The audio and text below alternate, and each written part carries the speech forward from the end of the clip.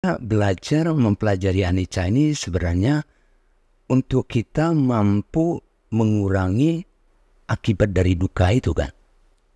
Nah, duka yang muncul dari perubahan itu kita mampu menerimanya sehingga tidak terpuruk atau stres pada saat ada perubahan yang tidak kita inginkan itu menghampiri kita.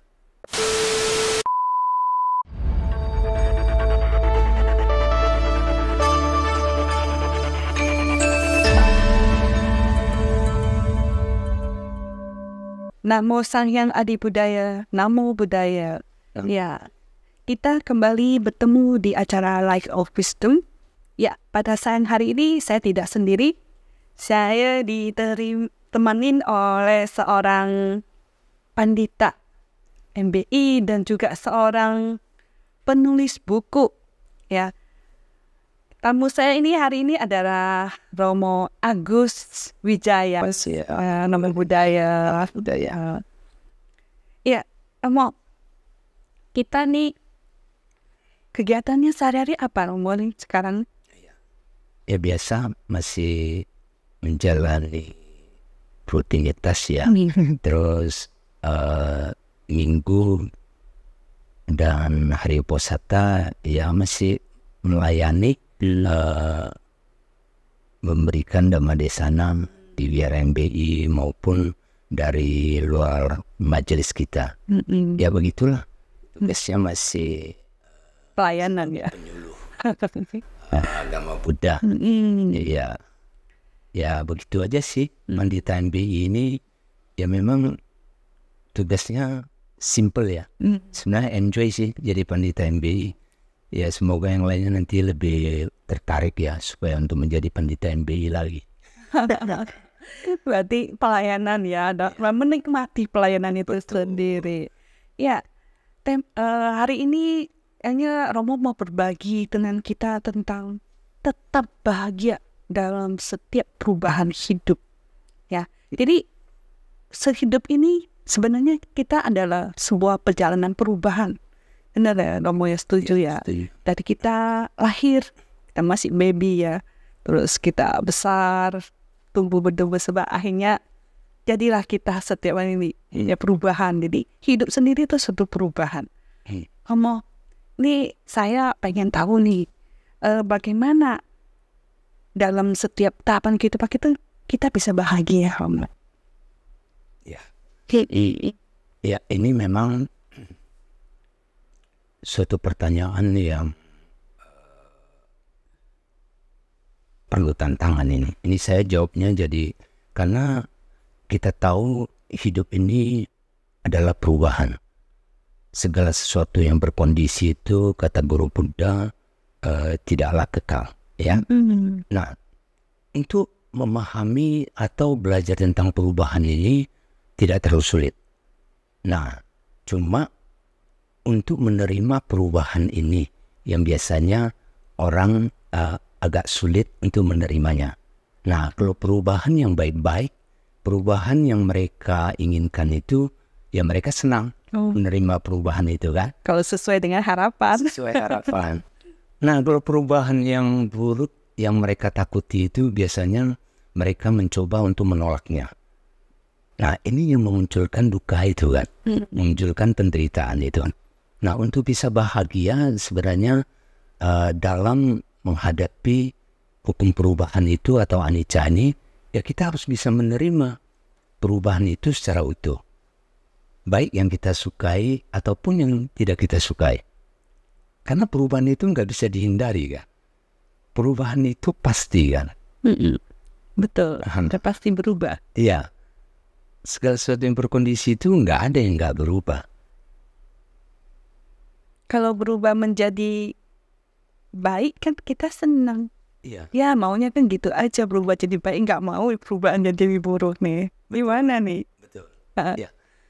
Ya ini kita juga harus memahami bahwa dalam ajaran Guru Buddha juga menyampaikan bahwa ini dalam kehidupan ini ada 8 kondisi dunia yang tidak bisa kita hindari. Ya, 8 kondisi dunia ini hidup di sekeliling kita, ya, bukan hidup maksudnya dia ada di sekeliling kita. Nah, jadi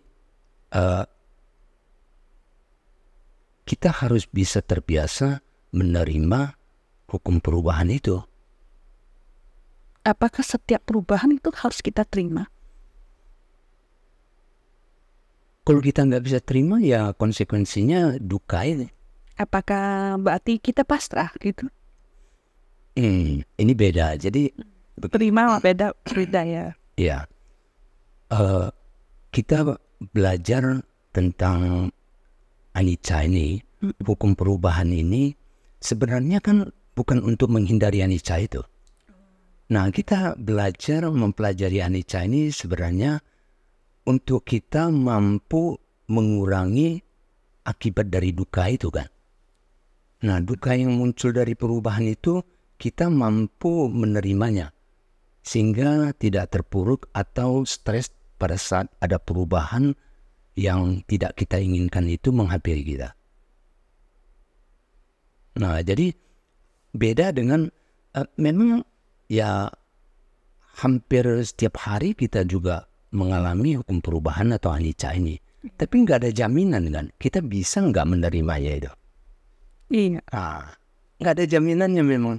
Cuma ya dalam mempelajarinya ini supaya kita lebih terbiasa melihat perubahan-perubahan ini sehingga kita menjadi mampu melampauinya atau melaluinya. Begitu. Orang kalau biasa contohnya orang yang sakit ya, ada suatu penyakit yang baru pada saat pandemi itu, ya orang penyakit yang baru itu belum terbiasa mengalami sesuatu wabah penyakit ini, tentunya mereka sulit kan untuk menghadapinya. Nah, tapi akhirnya semuanya juga berbeda karena mereka sudah lumayan panjang kan. Terakhir kita mengalami pandemi yang COVID itu, nah mereka bisa akhirnya menerima perubahan-perubahan yang baru ini sehingga akhir-akhir itu penyakit ini menjadi tidak begitu membuat mereka stres lagi. Beda dengan awal-awalnya, ya, karena sudah bisa menerimanya. Ya mungkin itu. Jadi untuk bisa menerimanya itu gimana Romo? Ayo, ya itu nanti mungkin bagaimana kita menyikapi hukum perubahan itu. Nanti mungkin itu step selanjutnya saya jelasin ya. Iya. Nah, tadi saya lanjuti lagi yang tentang 8 kondisi dunia itu. Ya, ini sangat umum kita hadapin. 8 kondisi dunia itu Ibu Elina udah tahu kira-kira? Mungkin tentu ya, untung rugi, senang atau susah ya, dikenal atau tidak dikenal, dan dipuji atau dicela. Nah, tentunya kalau orang yang berbisnis itu maunya untung, kalau bisnis itu nggak mau rugi. Iya, nggak mau rugi. Ya, itu hal yang wajar.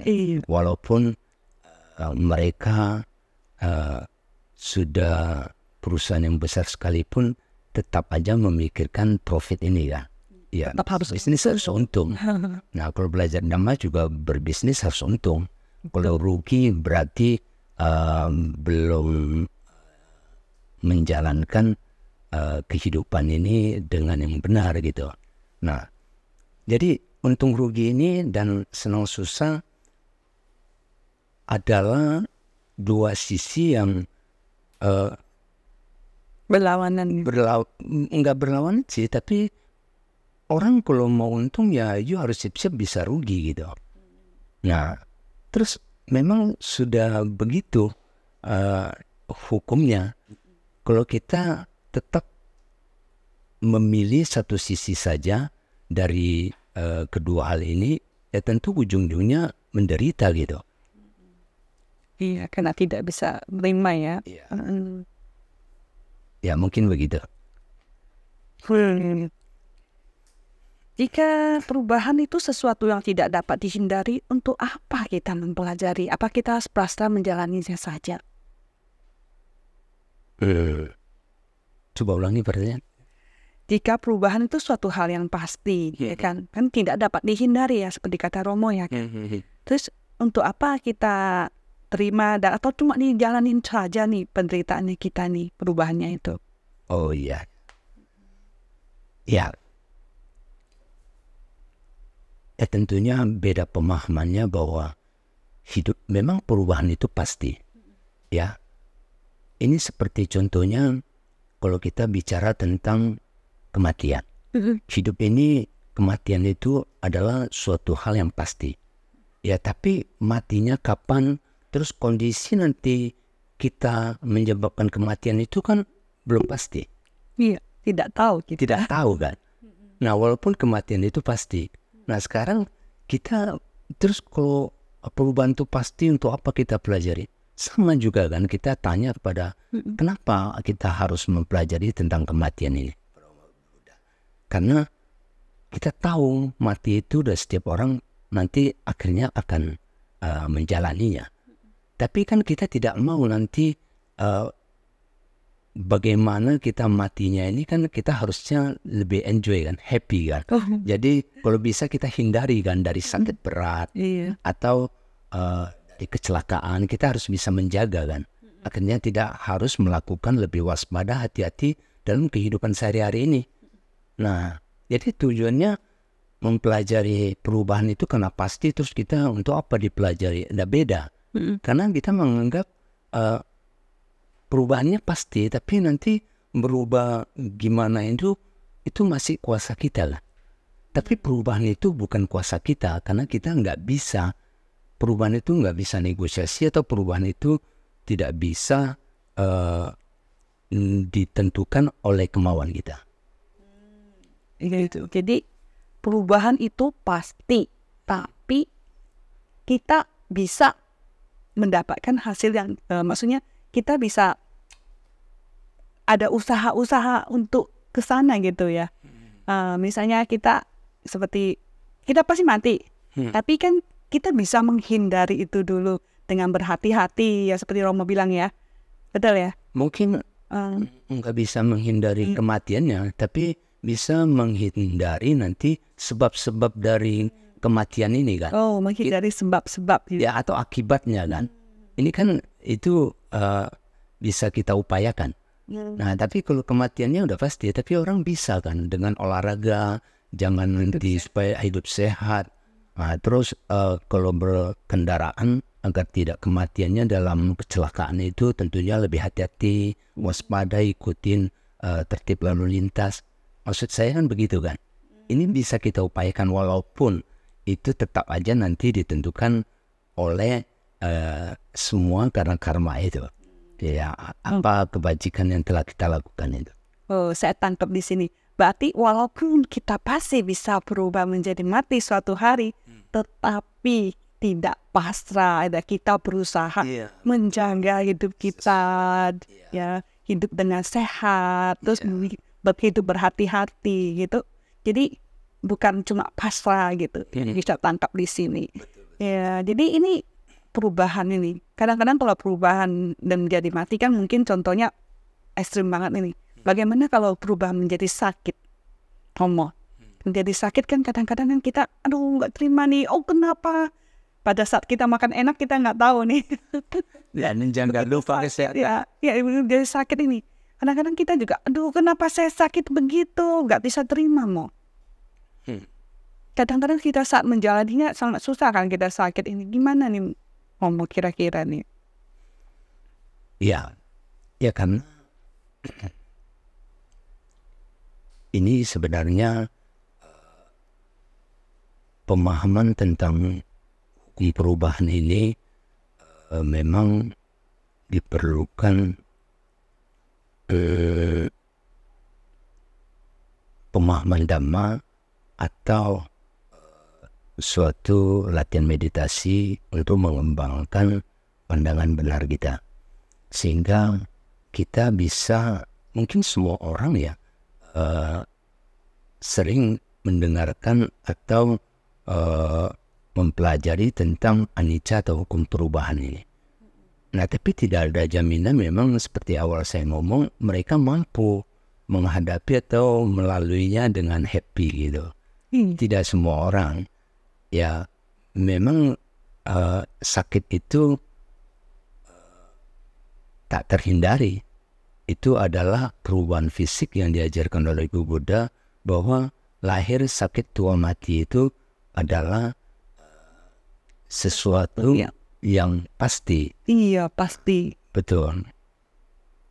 Jadi sesuatu yang pasti itu hanya bisa kita meminimalis dari akibatnya, sehingga kita mampu nanti melaluinya dengan Bahagia. bahagia. Jadi kalau kita mau bahagia ketika kita melalui perubahan itu gimana, Mak? Ya, sebenarnya ini tadi Contohnya saya sakit nih, aduh udah sakit, gimana bisa bahagia ya? Apa yang perlu dirubah di sini? ya mungkin ini. Jadi bagaimana kita menyikapi perubahan atau anicca ini dalam ajaran Buddha? Ya mungkin saya mau cerita sedikit ini. Ini mengacu kepada ada kisah seorang putri namanya persis kisah Gautami ini. Ya, jadi cerita kisah Gautami. Nah, kisah Gautami ini memiliki seorang anak, kebetulan anak pertama ya, anak tunggal yang sakit kemudian meninggal. Iya, betul. Nah, karena seorang ibu yang begitu mencintai anaknya, sehingga dia tidak bisa menerima perubahan ini, ya, karena kematian anaknya ini. Kemudian beliau membawa anak tersebut ke seluruh desa itu mencari tabib untuk mengobati dan menghidupkan anaknya kembali. Ya wajarlah, namanya seorang ibu ya, sayang anak. Nah, tapi dalam hal ini tanpa, walaupun setiap orang memang mencintai anak, tapi tanpa pemahaman yang benar. Beliau tidak bisa menerima kematian anaknya. Nah, sehingga anaknya sudah meninggal pun mau dipaksakan untuk hidup kembali. Akhirnya dibawa ke seluruh desa tabib itu, semua jawabannya sama. Tidak ada satupun yang bisa menolong untuk menghidupkan anaknya. Nah, kemudian terakhir beliau ketemu seorang tabib yang cukup sepuh ya, dan udah bijak itu. Dia tahu bahwa kisah Gautami ini, masalahnya ini bukan lagi pada kematian anaknya, tapi karena dia mengalami goncangan jiwa atau sakit batin yang luar biasa. Sehingga ini sulit dijelasin dengan apapun, dia mungkin tidak bisa terima. Nah, akhirnya tabib ini menyarankan kepada kisah Gautami ini untuk bawa anaknya ini ke guru Buddha. Betul. Supaya katanya hanya guru Buddha yang bisa membantu kamu. Kamu bawalah ke sana. Jadi singkat cerita, Gautami bawalah anaknya ke Buddha. Dan Buddha sebelum datang juga sudah membaca bahwa kisah Gautami ini permasalahannya bukan lagi di anaknya, tapi karena dia mengalami gangguan jiwa yang sangat berat ini. Karena cintanya itu kepada anaknya itu, sehingga tetap tidak bisa menerima perubahan ini. Nah, akhirnya Buddha dengan kebijaksanaannya itu tahu ini dijelaskan dengan kitab apapun, dengan sutta penjelasan apapun, dia nggak bakalan bisa menerima gitu. Akhirnya Buddha mengatakan bahwa saya akan membantu kamu, tapi kamu cari segenggam biji lada di keluarga yang belum ada satupun anggota keluarganya yang meninggal. Meninggal. Ya, Ya tentunya setelah mendengar gitu, kisah Gotami itu membawa anaknya mulailah masuk dari rumah ke rumah untuk meminta segenggam biji lada untuk menolong anaknya. Tapi tentunya orang kira hanya bumbu masak kan, lada itu udahlah berikan ke dia lah kan, kasih aja sih. Kasih aja. Cuma mereka mengatakan bahwa tapi keluarga saya ada yang meninggal, baru seminggu yang lalu kakek saya meninggal.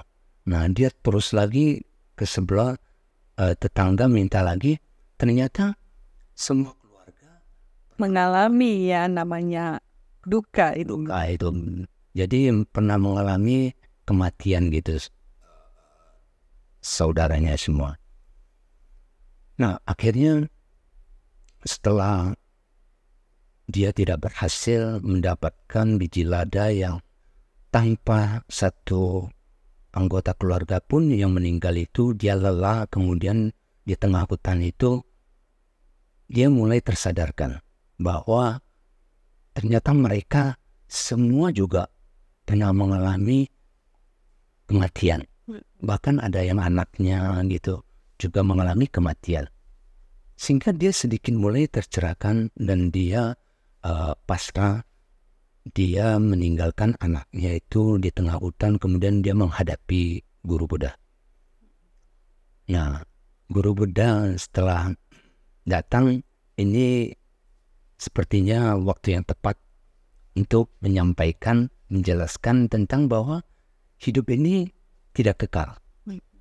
Segala sesuatu itu yang berkondisi pastilah akan musnah.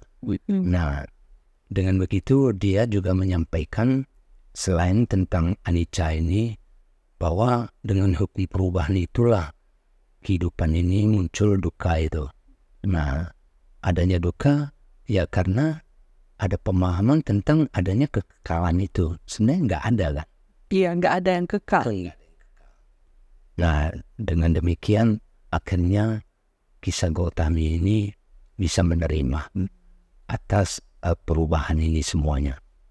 Dan kalau nggak salah di cerita itu, kisah Gotami itu nggak lama kemudian juga dibaptiskan jadi bikuni. Iya, betul. Bikuni. Nah, dan jadi biksuni ini kalau nggak salah juga setelah itu malamnya, suatu malam itu dia tidur, dia nyalakan lampu, kemudian lampu itu di antara redup lampu itu hidup dan mati itu. Nah di sana dia tercerahkan bahwa kehidupan ini antara hidup dan mati ini dia setiap saat itu ada di antara itu. Menarik sekali ya kisahnya ya. Jadi itu mungkin salah satu kita mempelajari hukum perubahan itu memang harus mengalami pengalaman. Jadi ini kira-kira apa manfaatnya mempelajari hukum perubahan ini atau anicca ini loh Mo? Ya baik. Mungkin sebelum saya jawab tentang manfaat ini, tadi ada saya lanjuti lagi bagaimana menyikapi hukum perubahan ini dulu ya. Karena selain tadi kita belajar Dhamma ini, karena ajaran Buddha ini adalah ajaran praktek. Jadi selain kita mempelajari textbooknya tentang Dhamma ini, kita harus mempraktekkan dan mengalaminya kan. Nah seperti cerita kisah Gotami itu, dia lebih jelas gitu kalau mengalaminya langsung kondisinya gimana gitu. Nah selain itu untuk menghadapi hukum perubahan ini, kita juga harus melatih kesadaran penuh, yaitu dengan melakukan meditasi. Nah ini syarat untuk belajar Dhamma itu memang begitu dalam agama Buddha agak spesifik mengajarkan tentang meditasi ini. Jadi kita praktek ya. Ya, jadi kita selain tadi memahami realita kehidupan ini, kita harus mengembangkan kesadaran penuh kita ini melalui meditasi. Sehingga nanti kita tidak sulit lagi dalam memahami Dhamma ini dan melihat Dhamma itu sebagai apa adanya. Ya. Nah yang ketiga juga bagaimana kita menyikapi perubahan itu, kita bukan menghindar dari hukum perubahan atau anicca ini, tapi menggunakannya sebagai motivasi. Sebagai motivasi bagus banget itu. Bahwa adanya perubahan ini menyebabkan segala sesuatu itu menjadi mungkin. Nah, kalau nggak ada hukum perubahan ini, segala sesuatu sudah pasti, untuk apa kita berupaya lagi? Iya. Untuk apa kita usaha lagi kan? Nah, kita guru Buddha juga begitu. Guru Buddha sebelum tercerahkan masuk ke dalam hutan itu, dia melihat 4 peristiwa penting itu kan. Karena ada perubahan orang sakit, tua, mati itu. Kenapa kok bisa jadi begitu? Selama itu di dalam istana, dia nggak tahu. Dia kira orang itu hidup happy-happy aja. Apa yang dia mau ada semua. Dia nggak pernah melihat perubahan-perubahan itu kan.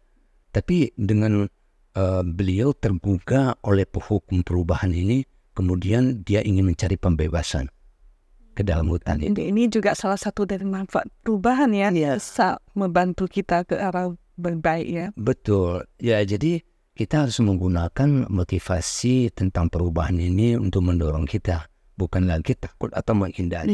Betul, ini bagus sekali nih, perubahan bisa memotivasi diri kita juga ternyata ya. Ya.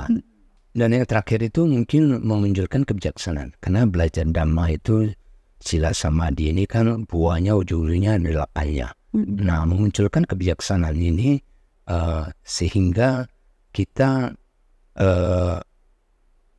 bisa memahami Dhamma ini dan meraih pembebasan. Ya, ini penting ini. Ya, jadi 4 itu tadi, bagaimana kita menyikapi hukum perubahan itu dalam ajaran agama Buddha. Pertama adalah ya seperti guru Buddha ya, memandu atau menuntun kisah Gautami itu melihat realita kehidupan ini. Bagaimana dia harus mengalami perubahan ini secara langsung. Nah, yang kedua adalah berlatih kesadaran dengan meditasi. Nah, yang ketiga tadi sebagai motivasi. Nah, yang keempat adalah memunculkan panya. Ya, mungkin itu. Dan ini saya jawab tadi, apa sih manfaat sebenarnya mempelajari hukum perubahan itu? Ya. Nah, manfaat mempelajari hukum perubahan itu tentunya satu, kita itu mengurangi duka atau penderitaan yang muncul atas perubahan-perubahan ini. Nah, jadi manfaatnya memahami anicca ini adalah untuk agar kita bisa menghadapi atau melampaui duka gitu. Nah, yang kedua manfaatnya adalah kita lebih siap mental menghadapi setiap perubahan yang muncul pada diri kita. Iya, siap secara mental ya. Ya, jadi kita udah tahu kan perubahan ini adalah sesuatu yang pasti itu, dan kita dalam keseharian juga sudah bisa menerimanya, sehingga dengan kebiasaan itu kita tidak lagi ombang-ambing oleh setiap perubahan itu. Nah, mungkin itu manfaatnya. Nah, yang terakhir mungkin yang ketiga adalah di sini ini agak sedikit yang orang umum ini mungkin tidak kepikiran bahwa belajar tentang anicca, hukum perubahan itu untuk mencapai kesucian atau pembebasan. Nah, ini bukan kata saya. Ini dalam Dhammapada 277 ini menyebutkan, mungkin saya baca ya. Iya, boleh. Ya, itu dalam Dhammapada 277 menyebutkan bahwa segala yang berkondisi tidaklah kekal. Bila dengan kebijaksanaan orang mampu melihat hal ini, terbebaslah ia dari penderitaan. Dan ini jalan menuju kesucian, dalam kurungnya pembebasan.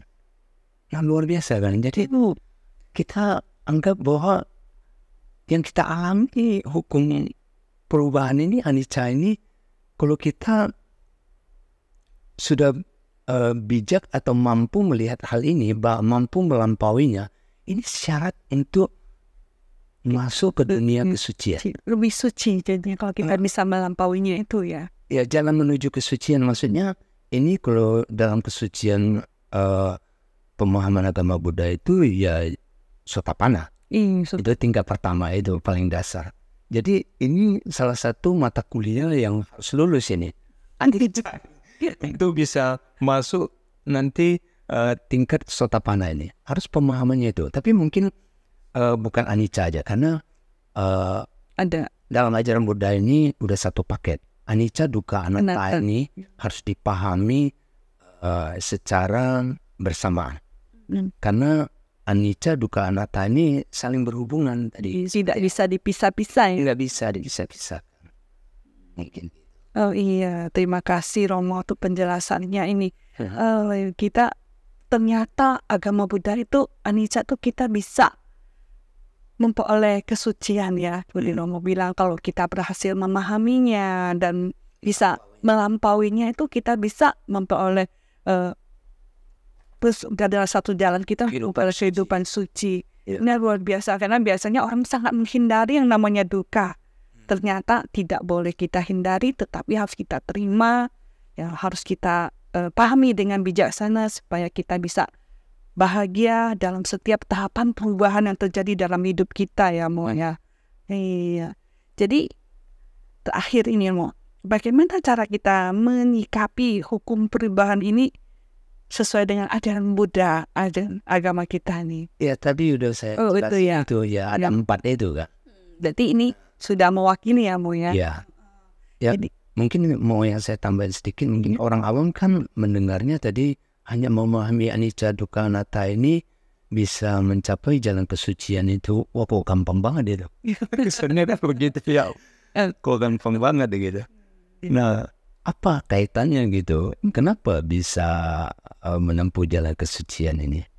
Ya, ini kita tahu bahwa kehidupan ini kan memang yang kita hindari itu maunya yang senang-senang, nggak mau yang nggak senang. Sedih-sedih ya. Nah, bayangin nggak kalau pada saat kita terakhir meninggal itu orang tidak bisa menerima perubahan ini, menerima sakitnya atau menerima kondisi keluarganya yang akan ditinggal ini. Nah ini kan semua adalah penyebab duka ini. Mereka bisa terlahir di bawah. Nah kalau ini tidak gampang untuk bisa melepaskan semua kemelekatan ini kan. Sehingga kalau kita bisa memahami anicca, dukkha, anatta ini sudah satu paket ini. Bahwa apalagi anatta kan udah nggak ada aku, diri ini segala sesuatu sudah bisa kita lepaskan. Sehingga itulah yang membuat kita mencapai pembebasan. Terima kasih Romo, bagus penjelasannya. Bagus sekali ya, jadi kita bisa mendapatkan manfaat dari setiap perubahan hidup kita. Jadi bisa jadi tersuci, bisa jadi juga kita menjadi tercerahkan ya. Jadi kita juga, acara kita ini juga tidak bisa terlepas dari namanya perubahan. Anicca. Akhirnya acara kita ini juga harus berakhir sampai di sini ya. Jadi semoga para viewer semua bisa mendapatkan manfaat ataupun pencerahan dari Dharma yang dibabarkan oleh Romo Agus. Terima kasih Romo Agus hari ini sudah berkunjung ke PJ ini untuk memberikan sedikit pencerahan buat kami semua. Ya, terima kasih Romo Agus. Ya, Namo Sanghyang Adi Budaya, Namo Buddhaya.